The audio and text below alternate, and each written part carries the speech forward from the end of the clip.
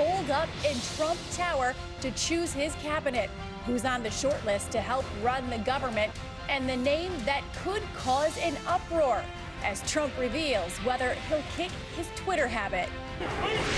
Meanwhile, the protests coast to coast, demonstrators sending their message to the president-elect. Michael Moore, right on Trump's doorstep. They haven't stopped me yet. This confrontation turning ugly. Protesters hauled away in handcuffs. Hung jury, jurors deadlocked trying to decide the fate of a white former police officer accused of murder in the death of an unarmed black driver. Will there be another trial? Delayed justice doesn't mean no justice at all. The victim's family speaking out this morning. And believe it or not, Oscar season is now here. The Academy handing out its honorary awards overnight. The celebrities out in force. Thank you so much. Thank you, Oscar. Thank you. We're out on the red carpet with the stars, hoping to get their own nominations and their latest big screen roles. Good morning, America. Wake up gently and softly. Live from ABC News in New York, this is Good Morning America. Good morning, everyone. We want to thank you for joining us. Hopefully you woke up gently and softly, just like Andrew Garfield from Hacksaw Ridge just said. But it has been a weekend of intrigue and speculation as President-elect Donald Trump and his close advisors work to assemble a new administration. We are told a decision is imminent on Chief of Staff, a position sometimes referred to as the second most powerful person in Washington. This choice may tell us a lot about how Trump, who ran as an outsider, will govern in Washington. Now, overnight, another round of protests, some turning violent, but this was the fourth night in a row that we saw protesters, including a large demonstration in front of Trump Tower here in Manhattan. Even as people hit the streets, though, a new ABC News Washington Post poll shows 74% of Americans call the election legitimate, although there is a vast partisan divide here, with only 58% of Clinton supporters saying Trump was legitimately elected. George Stephanopoulos is standing by with analysis, but we want to begin this morning with ABC's Mary Bruce, who's at the White House covering the transition. Mary, good morning to you. Good morning. Well, the president-elect has spent the weekend locked away in Trump Tower, huddled with his transition team, now facing the daunting task of filling more than 4,000 federal jobs. But first, Donald Trump is expected to announce his top aide, that critical chief of staff position. That decision could come any day now. We feel busier than ever. Trump Tower's buzzing with activity, from top aides to unexpected guests. They haven't stopped me yet. And foreign leaders like Brexit champion Nigel Farage. Trump's team assembled Saturday as the president-elect nears a major decision. Who will be his chief of staff? It's imminent. The list of contenders includes two very different choices. Steve Bannon, the former head of Breitbart News, known for attacking the GOP establishment, and Reince Priebus, the chairman of the RNC. On election night, Trump praised Priebus. But I'll tell you, Reince is really a star, and he is the hardest working guy. Well, I think Chairman Priebus has expressed an interest in the position. There are several people being considered, and it's Mr. Trump's decision ultimately. But a top Trump ally is already warning that a Priebus pick could cause a rebellion in Trump's base. Trump promised during the campaign to shake things up in Washington. Drain the swamp. But his cabinet shortlist includes politicians and insiders like Newt Gingrich, Senator Jeff Sessions, and Rudy Giuliani. Trump tweeting will soon be making some very important decisions on the people who will be running our government. And don't expect that to change. It's a great form of communication. Trump telling 60 Minutes he's not going to give up his tweeting habit, but I'm going to do very restrained. If I use it at all, I'm going to do very restrained. I find it tremendous. It's a modern form of communication. Now, Trump has not been seen publicly since Thursday. That's expected to change in the coming days, possibly even to go on a victory tour. Paula? All right, Mary, thank you. And for the fourth straight night, protests are happening across the country in cities big and small. Some protesters turning violent, attacking police. It's a sign of just how divided our country remains, as you saw earlier in our poll numbers. And ABC's Jim Avila has more on the election fallout. Good morning, Jim. Good morning, Paula. This morning, more evidence that not everyone is ready to accept the results of election 2016. Thousands of Hispanics, gays, and others take to the streets to protest Donald Trump's election. And on the internet, it's some Trump supporters lashing out. Overnight, a fourth night of violent protests in Portland, Oregon. Thousands of demonstrators clashing with police, spraying tear gas to clear the streets.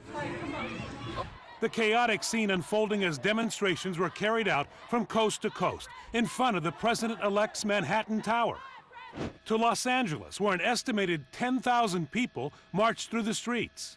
This is a very multicultural, diverse country. We can't have somebody who stands against that as the head of the government. And parts in between, like Indianapolis, home state of the vice president-elect, where a protest of 500 in front of the state capitol began peacefully, but ended with some hauled away in handcuffs. When there is violence, we have to take action. That is our responsibility as a police department. Stop Trump now! Hundreds arrested this weekend nationwide as anti-Trump protesters react to Trump's election and the racism that has accompanied it. The Southern Poverty Law Center saying there have been more than 200 reports of hate-based intimidation and harassment since Election Day on college campuses in Michigan, Massachusetts, New York, and that's not all. At the University of Oklahoma and the University of Pennsylvania, an investigation into a violent racist group chat aimed at African-American students. The FBI brought in to investigate. Penn student Nadia Browning was one of the targets. I wasn't surprised by the hate that was coming my way, but it really hurt because in my lifetime, I've never experienced anything like this before. Some Trump supporters on campus embarrassed by what's going on. We all come together, regardless of who we voted for, and we make it clear that these things aren't acceptable. Here in Los Angeles, most of the protesters on the street have been peaceful, at least yesterday. But across the country, that has not always been the case. Dan and Paula? No, it has not. Jim, thank you. As promised, we have ABC News chief anchor George Stephanopoulos right here with us. George is going to be hosting This Week later this morning. So many things to talk about here. But let's start with this choice of chief of staff. What is this going to tell us about how Trump intends to govern? You know, Trump had so many different kinds of promises, some that were in keeping with the Republican establishment, some that were taking on the Republican establishment. It's being played out in this choice of chief of staff, if indeed the choice is between Reince Priebus, the RNC chair, a close ally of the Speaker of the House, Paul Ryan, or Steve Bannon, the head of Breitbart, who was taking on Paul Ryan every single day as the head of Breitbart. So I think what Trump may try to do is find a way to thread the needle and give them both serious positions inside the White House. But that chief of staff is the most critical role in the White House, no question about it. A lot of eyebrows being raised as Trump continues his transition. An interesting name that's being floated out there right now for key advisor is President Obama. He's even said that he would consider Bill Clinton's counsel. Are you buying that? Well, I think he'll call on former presidents. I think there's no question about that. Whether he'll be taking a lot of policy counsel from President Obama, I think that's a little bit tougher to swallow, given the fact that so much of what Donald Trump has said he would do is undo many of President Obama's executive orders in the first day. But we did see a clue. You know, Donald Trump, talking about health care this week, said President Obama advised him to keep the idea that if you have a pre-existing condition, you can buy health insurance, and kids can stay on their parents' insurance plan up until the age of 26. Whether that's possible or not, if you're dismantling Obamacare, is a separate question, but he certainly sort of deferred in that direction. Let's talk about Hillary Clinton now. We're hearing from her really for the first time in a substantive way since she conceded. She got on a conference call and blamed her loss largely on James Comey, the head of the FBI, who came out at the 11th hour and said he was going to take another look at her emails. Some people are angered by this, saying that she needs to take more personal responsibility. Do you think it's fair of her to blame Comey? Well, I think if you look at what was happening in this election, she had a lot of momentum coming out of the third debate. That stalled when that letter came out from Jim Comey, and you know, you had the second letter 10 days later. Listen, when you only have 112,000 votes in Pennsylvania, Michigan, and Wisconsin separating a win from a loss, every little bit does matter. But there were also big forces at work here, and there's no question about that. We've talked about protests the fourth straight night, and some of these protests are turning violent. Upon whom is the onus to really urge calm? Is it on Obama? Is it on Hillary Clinton? Or is it on Trump? It's on all three, I think. And you've seen all of them say the right words coming out of the election. Donald Trump coming right out on early Wednesday morning saying he was hoping to bind the wounds. President Obama saying we have to wish him success as president, and Hillary Clinton doing the same with her gracious concession speech on Wednesday. But you know, this kind of anger and fear is not going to go. We haven't seen it, these kind of protests in more than 100 years in the United States following a presidential election. It's not going to go away easily, but I think all three of them do bear some responsibility and are taking it.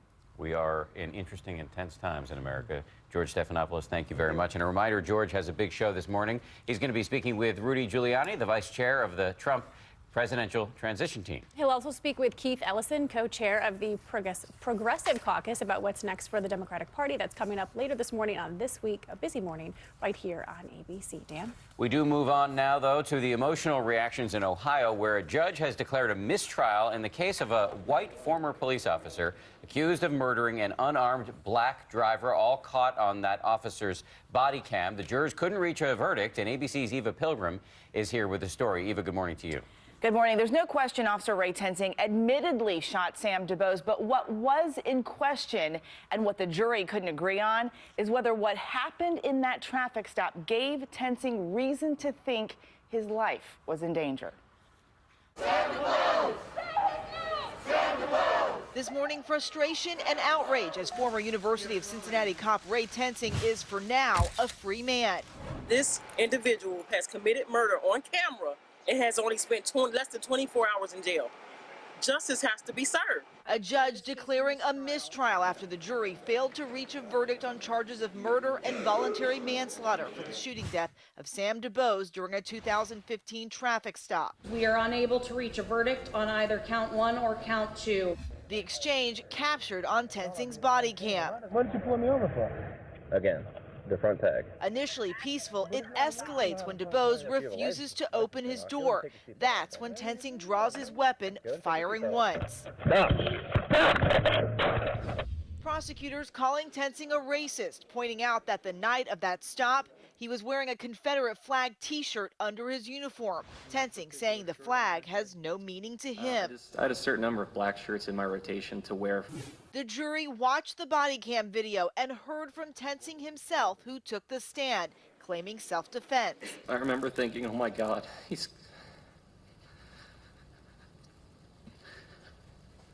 that he's going to run me over and he's going to kill me.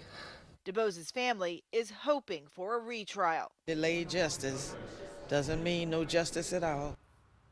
The prosecutor now has to decide what to do next. He has 3 options: retry the case, send the case back to a grand jury for lesser charges, or he can choose to drop the charges altogether. And what's the family really pushing for again? The family really wants to see this case retried. You saw the aunt there mention, just because of the case being delayed does not mean they're not going to have justice. They're very hopeful this case will be retried. The prosecutor has a lot of weight on his or her shoulders this morning. Eva Pilgrim, thank you very much. A lot of other news overnight, and for that, as always, it's over to Ron Claiborne. Good morning, sir. Dan, good morning to you, and Paula, Robert. Good morning, everyone. We begin with breaking news out of New Zealand. A powerful earthquake has hit that country. The United States Geological Survey says the quake measured 7.8 magnitude, hit just after midnight, Monday, local time, to the city of Christchurch, which, of course, suffered heavy damage from an earthquake back in 2011. We're getting reports of damage around the region. New Zealand officials say a tsunami may hit New Zealand's northern island at any moment. They're urging people near the coast to move inland immediately. And the U.S. Embassy in Afghanistan is being closed after 2 deadly attacks in that country. A suicide bomber killed 4 Americans and injured 17 people at a U.S. air base on Friday. U.S. officials say the attacker posed as a worker to get onto that base. 2 days earlier, a German consulate was attacked, killing 6 people. The U.S. Embassy will be closed so far only today. And now to a spike in the number of undocumented immigrants crossing into the U.S. from Mexico. To deal with it, 150 more Border Patrol agents are being dispatched to South Texas to help process the people being taken into custody. The Department of Homeland Security says 46,000 people entered the U.S. illegally across the southern border just in the month of October. And the Bataclan Concert Hall in Paris, one of the sites targeted by Islamic militants exactly 1 year ago, reopened for the first time since that massacre. Nothing comes from violence, and nothing ever could. And that's Sting, who took the stage for a 1-hour performance there. Before he played, there was a minute of silence to remember the victims of that attack. And the Coast Guard releasing video of a tricky rescue in Boston Harbor. 2 men were sailing Friday when their boat ran aground. They planned to wait for the tide to lift them off the rocks, but when the wind picked up, a Coast Guard swimmer had to pull them onto a rescue boat and bring them safely to shore. And take a look at this. That's 22 cars of a freight train that derailed in Hardin County, Kentucky, closing down a section of a highway there. No one was hurt.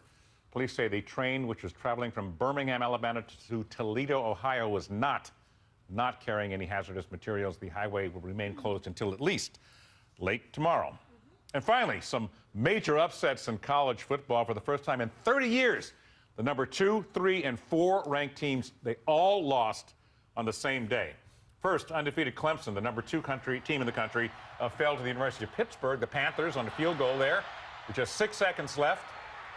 And then Paula Ferris, number 3, Painful. Michigan, your team, also undefeated heretofore. Was lost undefeated. to Iowa on that field goal with the clock expiring.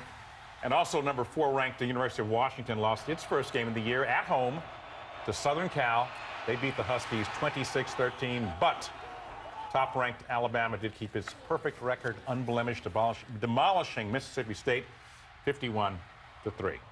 A lot of action in college football. Speaking of action, there was quite the barn burner between Cornell and Columbia. I hear you guys attended together. Can you tell us what happened? Look at her deflect from her loss. Listen, I have absorbed the loss. Look at those. Rob's team won, and if betting were legal, he would have won $20 from me, but it's not legal.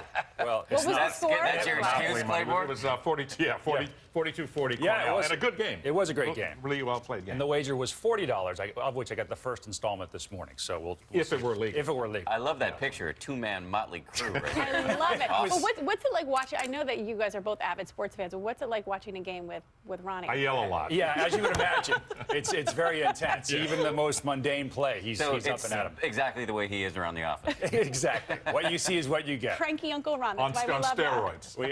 We had a good time. Figuratively, folks. All right, let's take a look at what's going on across the Southeast. Our big weather story, of course, is, again, the fires that are burning across North Carolina, South Carolina, Tennessee, Kentucky.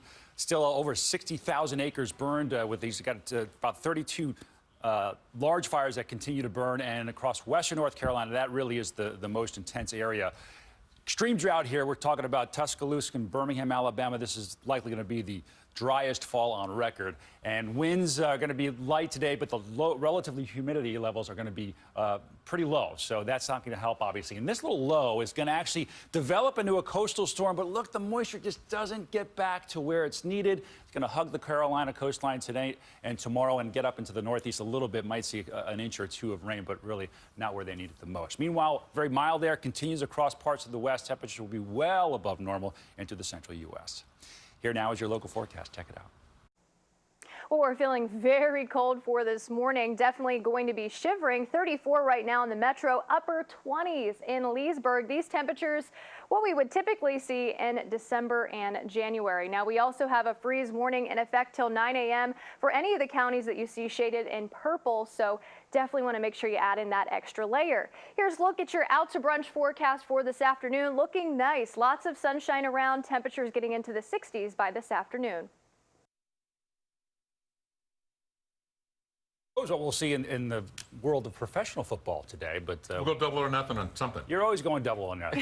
He just plays halfway. It just I'll take really somebody. Anyway, the Raiders. I like the Raiders. Weather will be quiet for the You guys, we need to balance out the conversation, the sports conversation, with some relationship news, right, Diane? Oh yeah, we're going to bring it into the heart now because like across the pond, a relationship is under intense scrutiny this morning. People were eagerly awaiting a sighting of Prince Harry with his new girlfriend, actress Meghan Markle, last night, but it turns out the transatlantic couple is still keeping everyone guessing.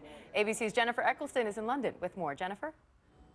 Good morning, Diane. That's right. Here in London, all eyes are on that new transatlantic alliance, a British prince and his American sweetheart. Prince Harry was all smiles announcing the new venue for the Invictus Games. Sydney, it's on. Australia. What wasn't on? Date night at a London rugby match. The sporty prince going solo Saturday night, disappointing legions of fans who hoped the royal would debut his celebrity crush.